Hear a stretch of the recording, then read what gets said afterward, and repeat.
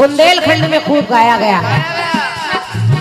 सो रही थी मैं तो खोल के किवाड़, बेदर्दी बेदर्दी बेदर्दी लगा दई के चले,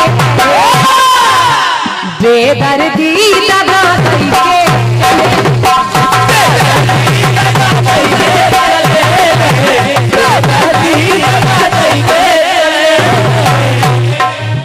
सो रही थी मैं तो खोल के किवाड़, सो रही थी मैं तो सो रही थी,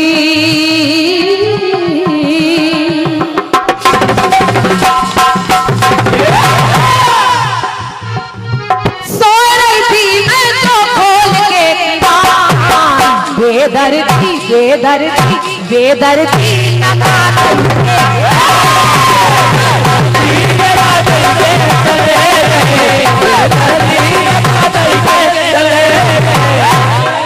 बेदर्दी दगा दई के चले गए।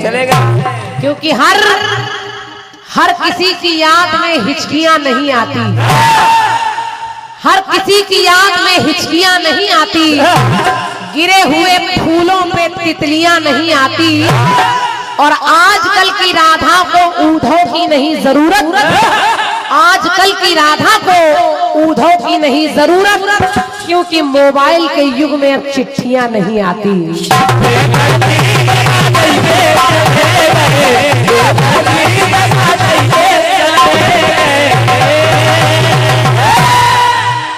अब वो गा रही है कि बेदर्दी दगा दई के चले गए। लेकिन जरा आप लोग सुनिएगा, भगवान कन्हैया के परम मित्र हैं सुदामा।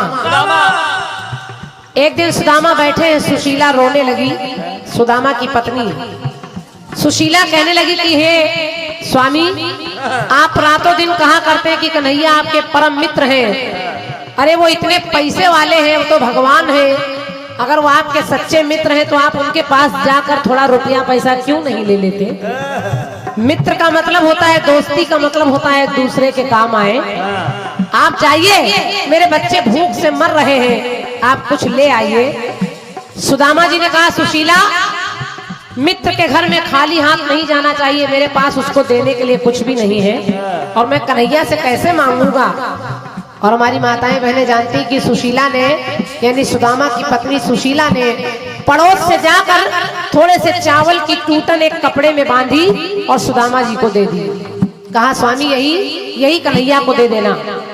अब सुदामा जी पहुंचे और चिल्लाने लगे द्वार पर कि अरे द्वार पालो, कन्हैया से कह दो मिलने सुदामा गरीब आ गया है। द्वार पालो ने पहले उन्हें भगाया, बाद में द्वार पालो ने कन्हैया को जाकर बताया, कहा कि हे द्वारिकाधीश, कोई आपके परम मित्र सुदामा आपसे मिलने आए हैं।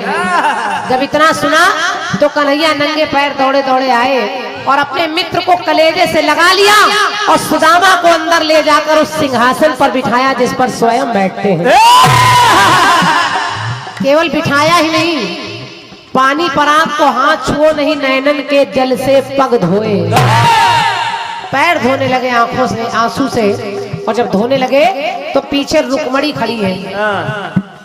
रुक्मणी कहने लगी, आए सुदामा हरि चरणन मां,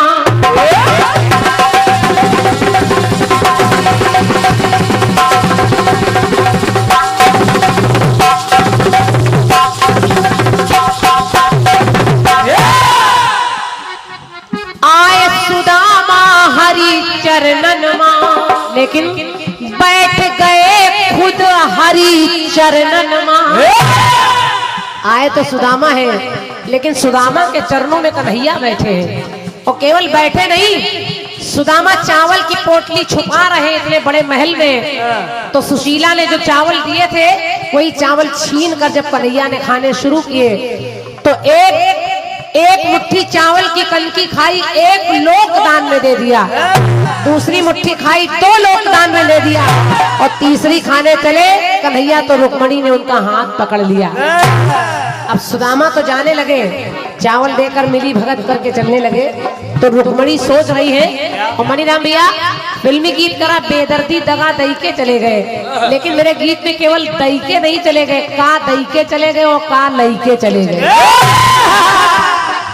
तो रुक्मणी कहने लगी, आए सुदामा हरि चरणन मां, बैठ गए खुद हरि चरणन मां।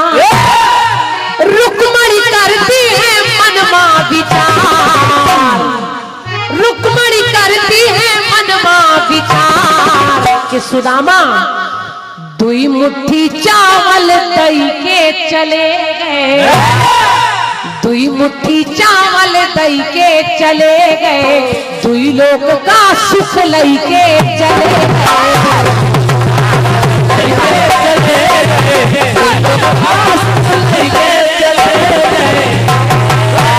दुई मुट्ठी चावल दई के चले गए और दुई लोग का सुख लई के चले गए। लेकिन सुदामा को नहीं पता, सुदामा को नहीं पता कि हमको दो लोग मिल गए हैं। सुदामा तो जाते जाते रास्ते में सोच रहे हैं कि बड़ा मतलबी यार है, हमको कुछ भी नहीं दिया, एक पेप्सी तक भी नहीं पिलाया, हमको कुछ नहीं दिया।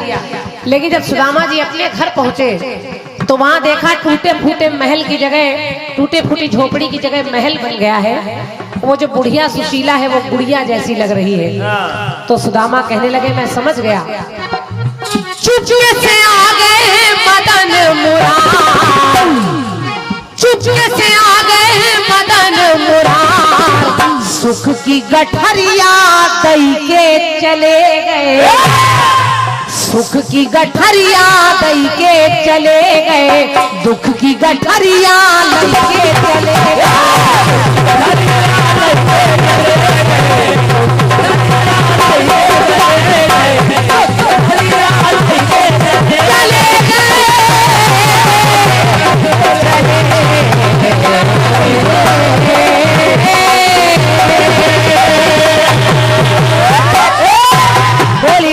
बिहारी लाल की गीत मेरी तरफ से और 101 मुद्राएं